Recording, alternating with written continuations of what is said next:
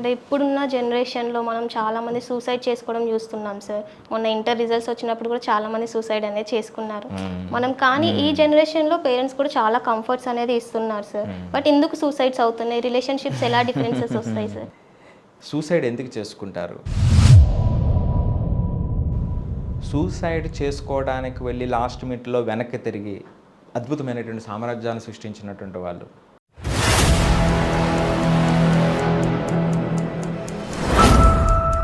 ఆ emotional intelligence ఎట్లా వస్తుంది అంటే రిజల్ట్ వచ్చినప్పుడు పేరెంట్స్ ఎట్లా సపోర్ట్ చేయాలి అనేటువంటిది. పిల్లలు ఎగ్జామ్ వచ్చిన వెంటనే వెనకబడితే అదొక బిగ్ ఆపర్చునిటీ. లైఫ్లో ఫెయిల్ అనేటువంటిది నిజమైనటువంటి జీవితాన్ని నేర్పిస్తుంది. అండ్ ఇప్పుడున్న జనరేషన్లో మనం చాలామంది సూసైడ్ చేసుకోవడం చూస్తున్నాం సార్. మొన్న ఇంటర్ రిజల్ట్స్ వచ్చినప్పుడు కూడా చాలామంది సూసైడ్ అనేది చేసుకున్నారు.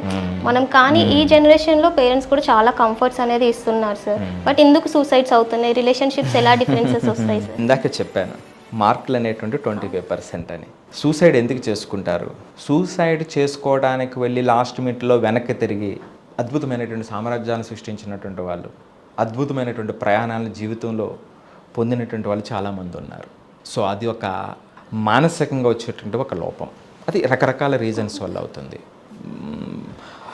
బాధాకరమైనటువంటి విషయం ఏమిటంటే మనం రిజల్ట్ వచ్చిన వెంటనే తెలుగు స్టేట్స్లో అది 10th కానివ్వండి, ఇంటర్మీడియట్ కానివ్వండి, 11th కానివ్వండి, 12th కానివ్వండి, రిజల్ట్ వచ్చిన వెంటనే అట్లీస్ట్ ఫ్యూ సూసైడ్ కేసెస్ మనం చూసేటువంటి పరిస్థితి. ఇది ఆగాలి. సో ఎందుకంటే స్వతి ఏ పిల్లవాళ్ళు ఏ సామర్థ్యం ఉందో మనం చెప్పలేం. ఆ చిన్న వయసులో కోల్పోయిన ప్రతి ప్రాణం కూడా ఏదో ప్రపంచానికి ఇవ్వాల్సింది మిస్ చేసిందని నేను భావిస్తూ ఉంటాను. సో అయ్యో మనం కాపాడలేకపోయామని అని బాధ అనిపిస్తూ ఉంటుంది.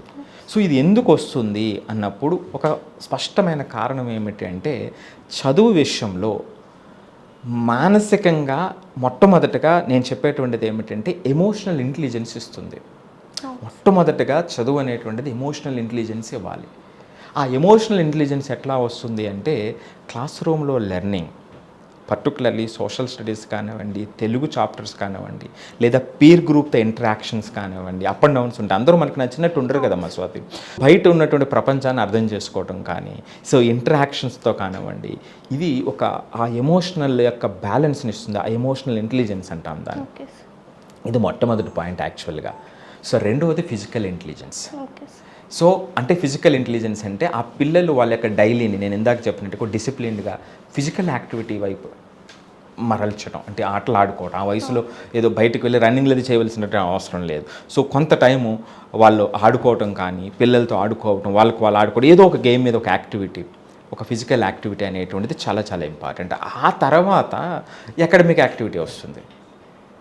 సో మనం ఏం చేస్తాం, ఈ రెండింటిని కంప్లీట్గా దూరం చేసేస్తాం. నీకు అన్నీ ఇస్తున్నా చదువు అది అట్లా రాదు. సో మానసికంగా ఆ రెడీనెస్ లేకపోతే ఎవ్వరు ఏ పని చేయలేరు. ప్రపంచంలో ఎవ్వరు ఏ పని కూడా చేయలేరు. ఇది ఒక అద్భుతమైనటువంటి అవకాశం స్వాతి. రిజల్ట్ వచ్చినప్పుడు పేరెంట్స్ ఎట్లా సపోర్ట్ చేయాలి అనేటువంటిది. ఒక పేరెంటింగ్లో లేదా ఫ్రెండ్స్లో, టీచర్స్లో పిల్లలు వెనకబడితే, అంటే రిజల్ట్ వచ్చినప్పుడు వెనకబడినారు అని అనిపిస్తే అదొక పెద్ద ఆపర్చునిటీ మీ పేరెంటింగ్ యొక్క విలువను వాళ్ళకి చూపించడంలో. ఎందుకంటే రిజల్ట్ వచ్చినప్పుడే అందరూ అభినందిస్తారు. రిజల్ట్ రానప్పుడు, ఫెయిల్ అయినప్పుడు మీరు చూపించేటువంటి ప్రేమ, that is a true love. వాళ్ళు ఆనందంగా ఉన్నప్పుడు, వాళ్ళు విజయాలు సాధించినప్పుడు మీరు వెన్ను తట్టితే ఎంత గుర్తుంటుందో నాకు తెలియదు. కానీ ఏ వ్యక్తికైనా సరే వాడు పడిపోయినప్పుడు నేను నీకున్నాను అని చెప్పిన ఫ్రెండ్ అయినా కానివ్వండి, పేరెంట్ అయినా కానివ్వండి, ఒక టీచర్ అయినా కానివ్వండి, ఎవరైనా కానీ అది జీవితాంతం గుర్తుండిపోతుంది. సో కాబట్టి ఒకవేళ రిజల్ట్ వచ్చిన వెంటనే వాళ్ళు అనుకున్న రిజల్ట్ రాకపోతే ప్రతి పేరెంట్ గుర్తించాల్సినటువంటిది it's a big opportunity to show my parenting, my true parenting. ఆ విధమైన మైండ్ సెట్ ఉంటే అది అద్భుతంగా ఉంటుంది. ఆ పిల్లలు ఖచ్చితంగా ఈ రోజున వెనకబడి ఉండొచ్చు, రేపొద్దుటి రోజునే అసలు వెనకబడేటువంటి పరిస్థితి ఉండదు. కానీ కొంతమంది పేరెంట్స్ తెలియక ఎంతో కష్టపడి ఆ చదువే ప్రాణం అని ఎంతో కష్టపడి చేసినటువంటి ప్రయాణం, ఆ చదువులో మాత్రమే అంటే నేను పడినటువంటి కష్టం నా పిల్లలు పడకూడదు అనేటువంటి తపనతో రాత్రులు పగలు కష్టపడి చేసినటువంటి ప్రయాణంలో పిల్లలు ఆ స్థాయికి రాకపోతే కొంతమంది ఎమోషనల్గా అది బ్యాలెన్స్ చేసుకోలేనటువంటి పరిస్థితి పేరెంట్స్లో కూడా. సో అటువంటి సందర్భంలో కానివ్వండి, లేదా ఈ పిల్లలు మానసికంగా రెడీ అవ్వనటువంటి పరిస్థితుల్లో చాలా సెన్సిటివ్గా ఉంటారు.